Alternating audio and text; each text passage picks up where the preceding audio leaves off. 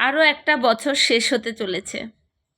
December হয় হয়তো আমরা কাউকে হারিয়েছে, হয়তো বা এমন কাউকে পেয়েছি যারা আমাদের সত্যিকারের যোগ্য। গত ডিসেম্বরে আমাদের জীবনে অংশ ছিল যারা, এবছরে তারা কিন্তু আমাদের মাঝে নেই আর। এমন কিছু জিনিস আছে যা আমরা হারাতে চাই না, কিন্তু মেনে নিতে হয়। যা আমরা জানতে চাই না, কিন্তু শিখতে হয়।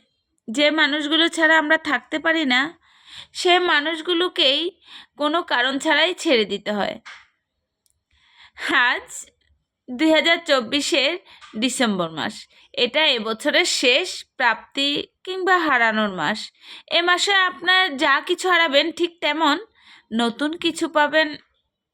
তবে হতাশ হওয়ার কিছু নেই। জীবনে যা পেয়েছি আমরা তা আমাদের জন্য বোনাস, আর যা হারিয়েছি তা ছিল অকল্যাণকর। যা সারা বছর যা পেয়েছি তা আমাদের মহান সৃষ্টিকর্তার তরফ থেকে একটা আশীর্বাদ। সেগুলো নিয়ে যদি আমরা খুশি থাকি তাহলে সেই পাওনাগুলো আরও বেশি বৃদ্ধি হতে পারে। হ্যাঁ, যা পাইনি তা নিয়ে আক্ষেপ নেই জীবনে। সত্যি আমরা না পাওয়া নিয়ে পড়ে থাকি। জীবনে কোনো কিছুকে একদম নিশ্চিত হবেই বা হয়েই যাবে ধরে নেই। হাতের নাগালে জিনিসটাও অনেক সময় হাতছাড়া হয়ে যায়, ঠিক চোখের সামনের মানুষটাও হারা যায় চোখের সামনেই। সমস্ত অকাট্য যুক্তি হার মানে ভাগ্যের খেলায়, সমস্ত হিসেব নিকেশ বদলে যায় নিয়তির ঘরে। এই ক্ষুদ্র জীবনে আমরা নিশ্চিত ভালো রেজাল্ট মিস হতে দেখেছি। কনফার্ম চাকরির শেষমেশ চাকরিটাও হলো না। সব আয়োজন শেষে বিয়ের একদম শেষের দিকে বিয়েটা ভেঙে যায়। কোনো পূর্বাভাস ছাড়াই ঝড়ের মতো সব ধুলের মিশে যেতে দেখেছি। আমি দেখেছি এই জীবনে প্রত্যেকটা মুহূর্ত অনিশ্চয়তার মধ্যে কাটে। একদম সত্যি সত্যি পেয়ে যাওয়ার আগ পর্যন্ত কোনো কিছুই আমাদের হাতে নেই, কখনোই ছিল না। তাই একদম কোনো কিছু না পাওয়া পর্যন্ত নিশ্চিত হবেন না। আর হ্যাঁ, জীবনে অনেক কিছু আসবে যাবে, থাকবে চলবে, এটাই হচ্ছে নিয়তির খেলা, এটাই হচ্ছে জীবন। এই দুদিনের জীবনটা আমরা শুধুমাত্র বর্তমান নিয়ে ভালো থাকার চেষ্টা করব।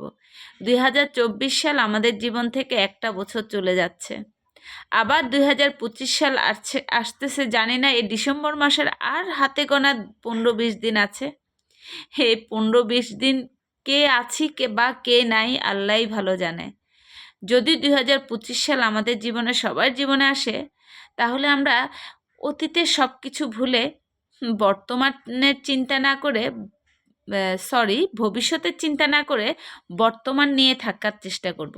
বর্তমানটাকে সুন্দর রাখার চেষ্টা করব। বলা তো যায় না, কালকের সকাল ভোরটা যদি আমার জন্য না আসে, তাহলে আজকের এই মুহূর্তটাকে আমাদের সুন্দর রাখতে হবে, ভালো রাখতে হবে, স্মৃতিময় রাখতে হবে।